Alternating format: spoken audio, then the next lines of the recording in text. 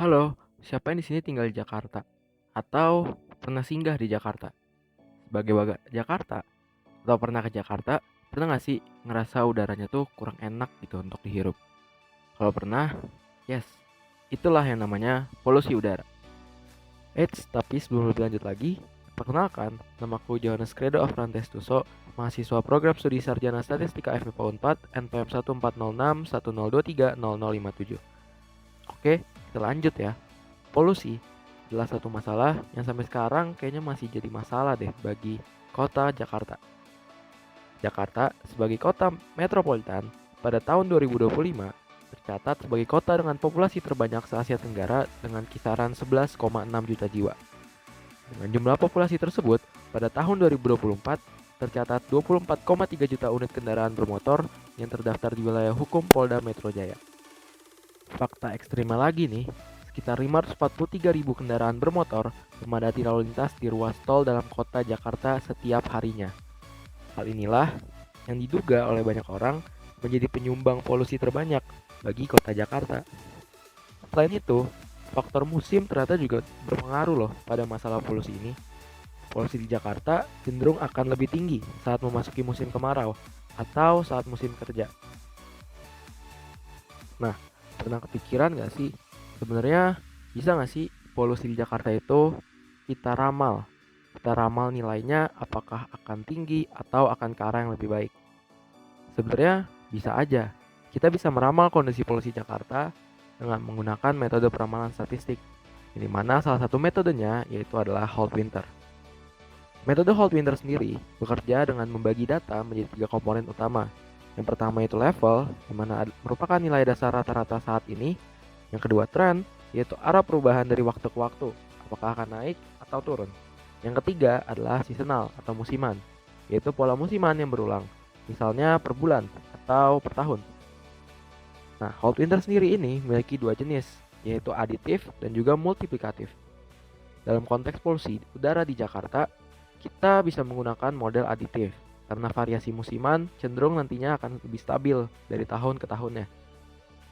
Nah, dengan terus memperbarui ketiga komponen ini, Hot Winter dapat memberikan prediksi yang akurat terhadap nilai-nilai di masa mendatang, seperti bagaimana polusi akan berubah dalam 7, 14, atau bahkan 30 hari ke depannya.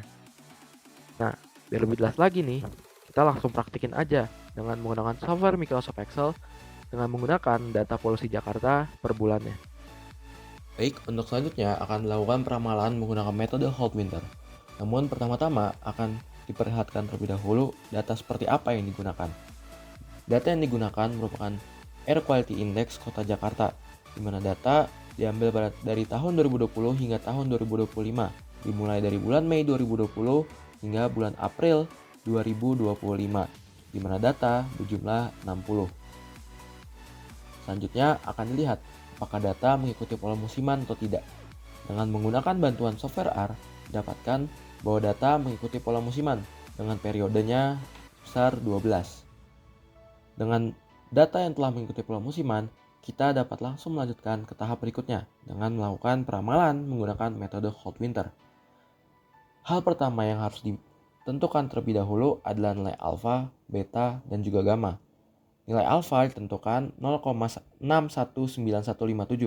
nilai beta 0,669835, dan nilai gamma 0,022562 dengan periode data 12.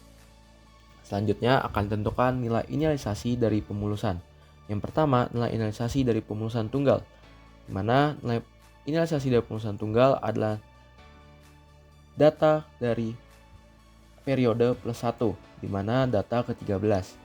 Lalu untuk inisialisasi dari pemulusan musiman adalah dengan DT atau data ke T dibagi dengan moving average-nya. Lalu selanjutnya untuk pemulusan tren didapatkan dengan rumus sigma T sama dengan 1 hingga M dari YT min YT plus M dibagi 12 atau periodenya dikuadratkan. Lalu untuk selanjutnya pemulusan tren selanjutnya yaitu adalah sigma T sama dengan 1 hingga M-1 dari YT min YT plus M dibagi 12 atau nilai periodenya dikalikan dengan 3. didapatkan hasil sebagai berikut ditampilkan dengan sel berwarna oranye. Selanjutnya akan dilakukan perhitungan untuk nilai pemenusan tunggal, musiman, dan juga tren. Untuk nilai pemenusan tunggal didapatkan dengan rumus dt sama dengan alfa dikali YT dibagi IT ditambah 1 min alfa dikali dt min 1 tambah tt min 1.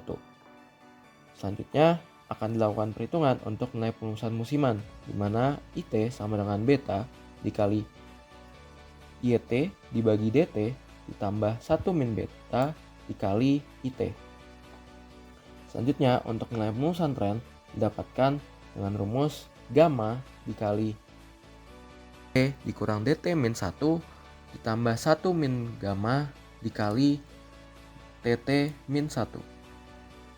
Selanjutnya untuk nilai-nilai tersebut diperoleh nilai sebagai berikut.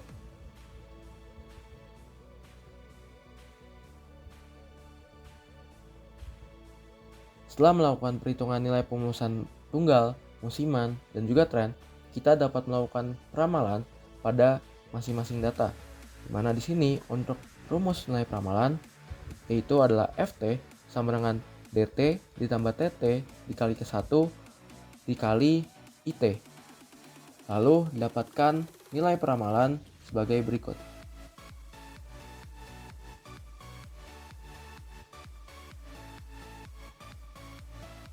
Selanjutnya, untuk memastikan apakah metode peramalan sudah dapat meramal dengan baik, kita akan menghitung nilai MAPE atau nilai evaluasinya. Di mana di sini pertama-tama akan dihitung nilai MAE atau mean absolute error-nya. Untuk nilai MAE-nya dapat dicari dengan MAE sama dengan absolute dari YT min FT dibagi dengan YT. Didapatkan nilai MAE sebagai berikut. Lalu untuk nilai MAPE kita dapat menghitung dengan average dari nilai MAE dikali dengan 100%, di mana didapatkan nilai MAPE sebesar 12,70157. Di mana dengan MAPE tersebut, peramalan data yang digunakan mendapatkan hasil cukup baik. Dengan begitu, kita akan melakukan forecast atau peramalan pada nilai-nilai pada bulan berikutnya. Kita akan melakukan forecast pada bulan Mei, Juni, Juli, Agustus, September, Oktober, November, dan juga Desember tahun 2025. Untuk menghitung masing-masing nilai forecast, kita akan menggunakan rumus FT sama dengan nilai pemulusan tunggal bulan April ditambah nilai pemulusan tren bulan April dikalikan dengan forecast keberapa, di mana sini ada 1, 2, hingga 8, di mana untuk bulan Mei adalah forecast pertama dikalikan dengan nilai IT-nya. Lalu dilanjutkan dengan bulan Juni, bulan Juli, hingga bulan Desember, di mana didapatkan nilai hasil forecast sebagai berikut.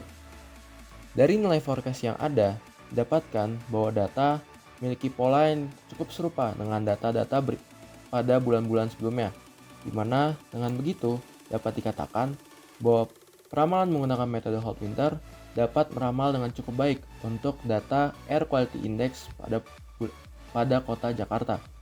Dengan demikian, untuk data Air Quality Index dapat diprediksi atau diforecast dengan baik menggunakan metode Hot Winter.